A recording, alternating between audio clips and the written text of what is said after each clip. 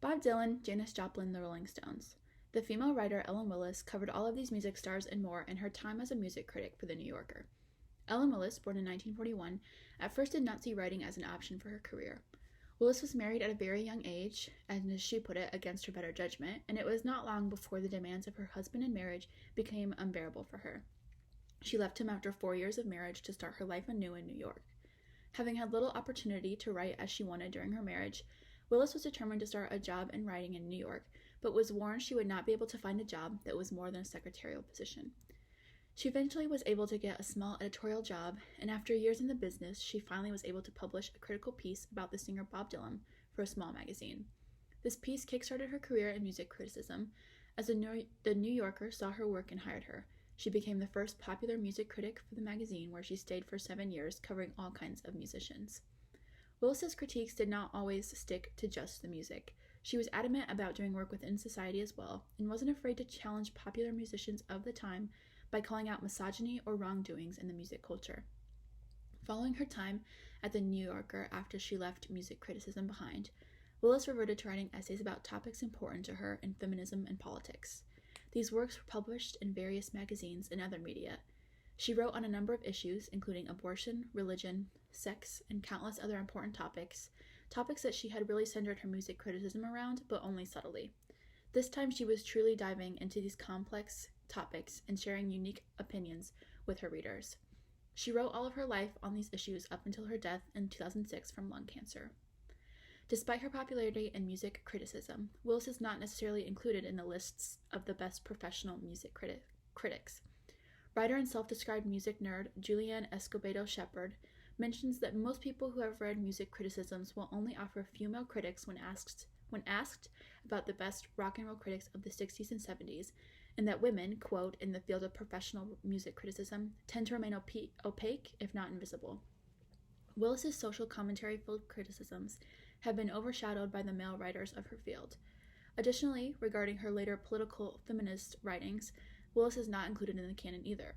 Despite the wide range of topics she discussed in her work, I have never heard of her in any of my many women's history courses or my research on the women's movement.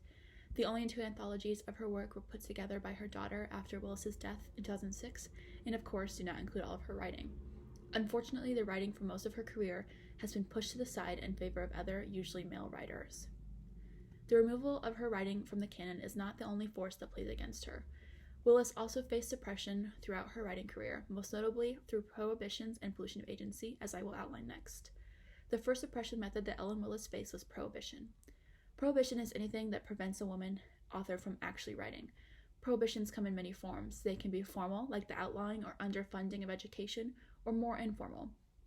Informal prohibitions refer to those that are not actually illegal or supported by a system, but still deter a woman from creating art, like lack of leisure time or poverty. These powerful prohibitions make writing incredibly difficult and sometimes even impossible for women writers. These informal prohibitions were used against Willis to suppress her by her husband before her professional creative writing career even began. According to Willis in a journal of her life, her marriage started out with the couple dedicated to sharing housework. But when Willis stopped working a few years into their marriage to write, her husband started to insist that if she wasn't going to do anything, she should do more housework.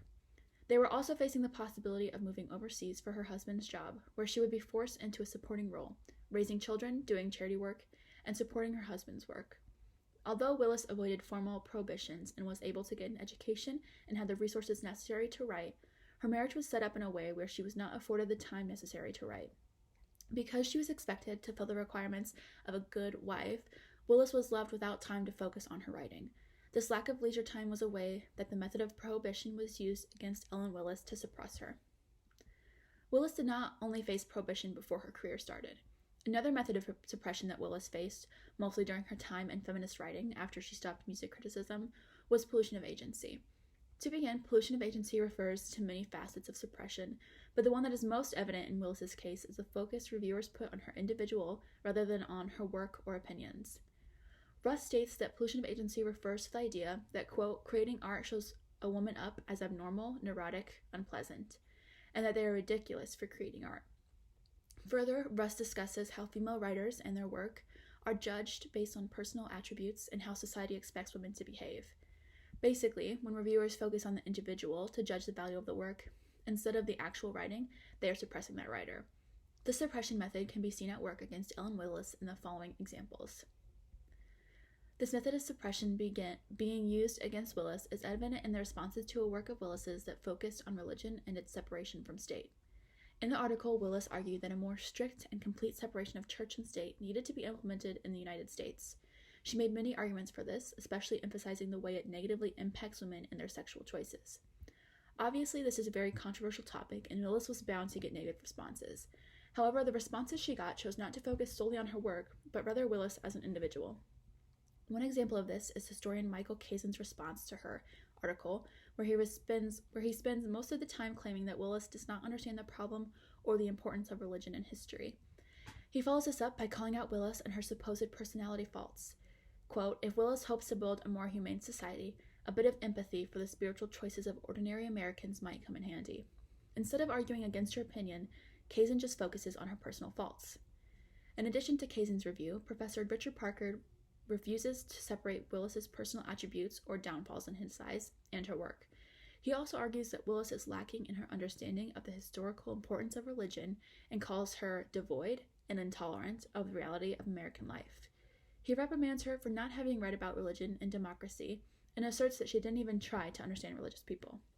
He even takes her arguments about gender control through religion and forces them back on her, saying that women wouldn't have been allowed educational and professional opportunities if it wasn't for religious organizations.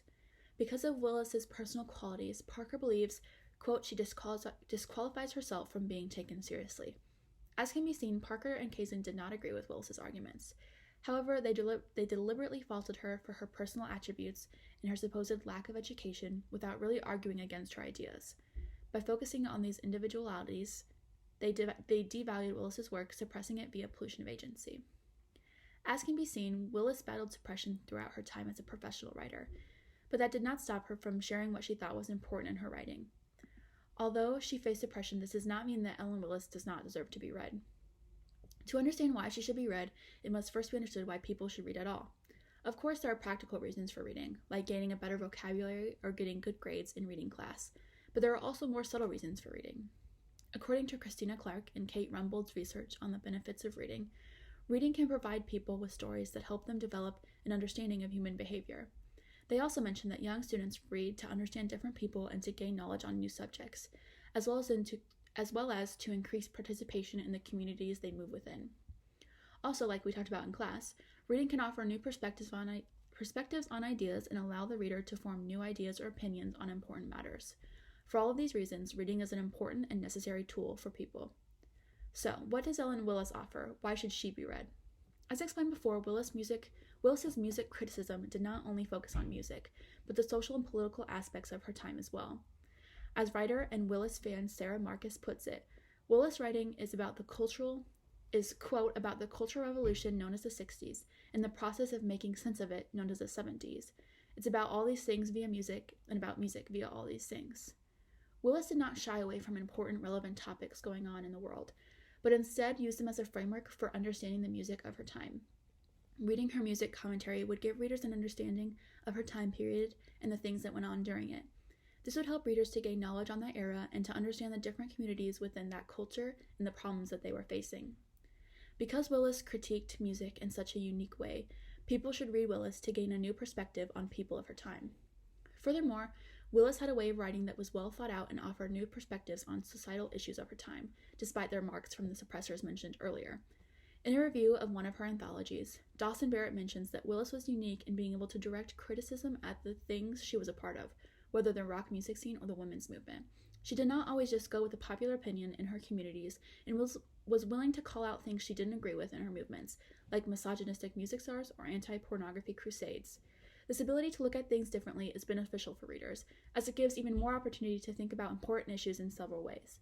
Readers are not just force-fed the dominant opinion from a movement, but are given alternative viewpoints on an issue through Willis's work. Because of her ability to transfer knowledge and build understanding of communities through her writing, Willis should be read by audiences now and into the future. To conclude, Ellen Willis had a long career in both rock and roll music criticism and in feminist political writing. However, she has been left out of the canon in both of those areas, and her greatly impactful work has been ignored by many, as shown above. Additionally, she faced both of Russ's suppression methods of prohibitions and pollution of agency throughout her career. Despite these setbacks, Willis wrote complex work that spoke to a diversity of important issues of her time period and offers a wide range of ideas and knowledge for readers to gain from reading her work. Instead of being erased from the canon, Ellen Willis deserves to receive credit for the work she did and the important issues she talked about through her various writing styles. Thank you.